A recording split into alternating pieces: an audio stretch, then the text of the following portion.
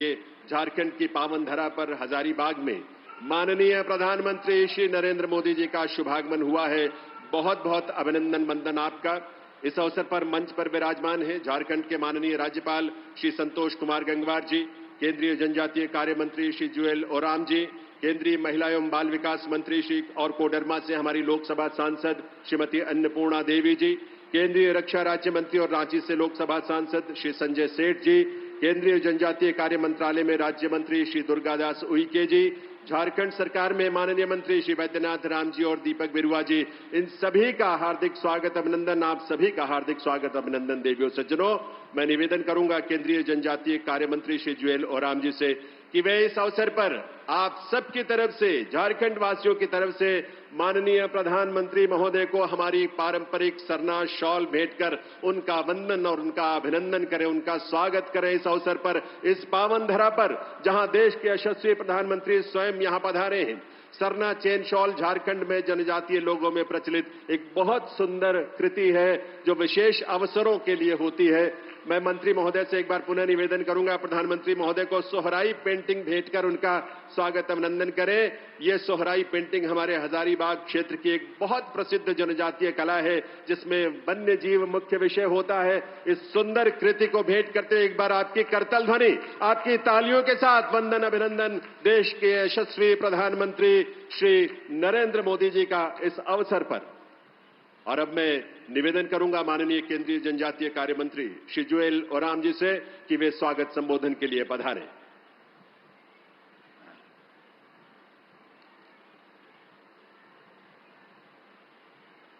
राउरेमान के मैं भारत के जनजाति कार्य मंत्री के नाते धरती आबा बिरसा मुंडा के धरती से सबके मैं जोहार कराता हूं। सबको मैं नमस्कार जोहार कर रहा हूं। धरती आबा जनजातीय ग्राम उत्कर्ष अभियान में पधारे हुए हजारीबाग में माननीय प्रधानमंत्री नरेंद्र मोदी जी, झारखंड के गवर्नर संतोष गंगवार जी, शिशु एवं बाल विकास मंत्री, मंत्रिमंडल में हमारे बहन साथी अन्नपूर्णा देवी जी, हमारे मंत्रिमंडल में सहयोगी मंत्री दुर्गादास उइके जी, मंत्रिमंडल में मेरे और एक सहयोगी रांची के सांसद संजय सेठ जी, राज्य सरकार के मंत्री वैद्यनाथ राम जी एवं यहाँ उपस्थित देवी और सज्जनों, सर, माननीय प्रधानमंत्री जी, ये तीसरा बार मैं जनजाति कार्य मंत्रालय आपका आशीर्वाद से संभाल रहा हूं।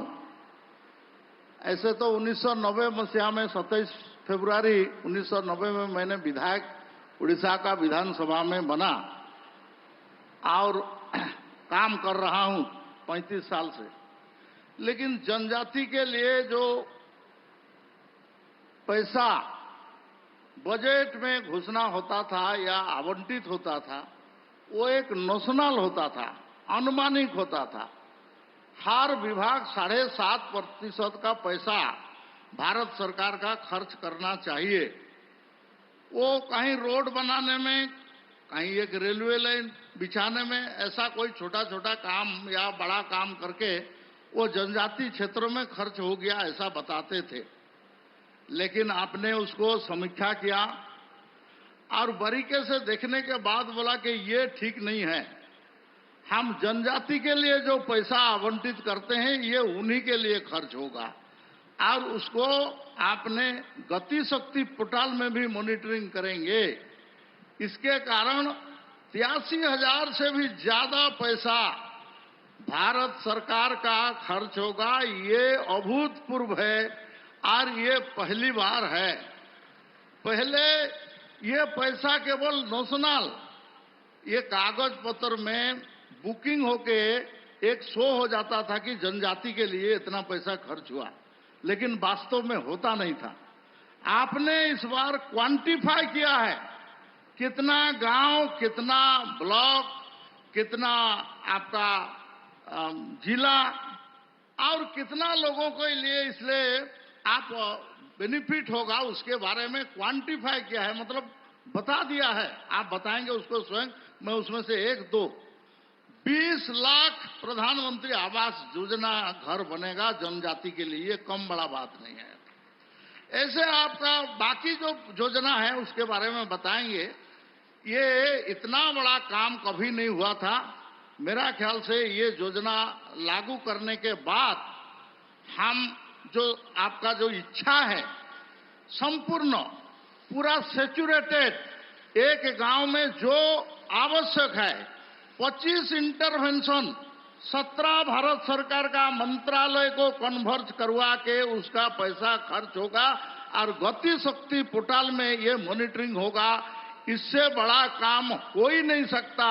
मेरा 35 साल का जनजाति मामला में काम करने के लिए मेरे को बहुत सारे 3 बार केंद्र मंत्री के नाते अवसर मिला और एमपी के नाते और बहुत सारे कमेटी का चेयरमैन के नाते इतना बड़ा काम मैंने कभी देखा नहीं था। इतना बड़ा काम को आपने स्वीकृत किया है और उसको आगे बढ़ाने के लिए आप स्वयं इसमें देख रहा है और इसको बीच बीच में पूछ रहा है।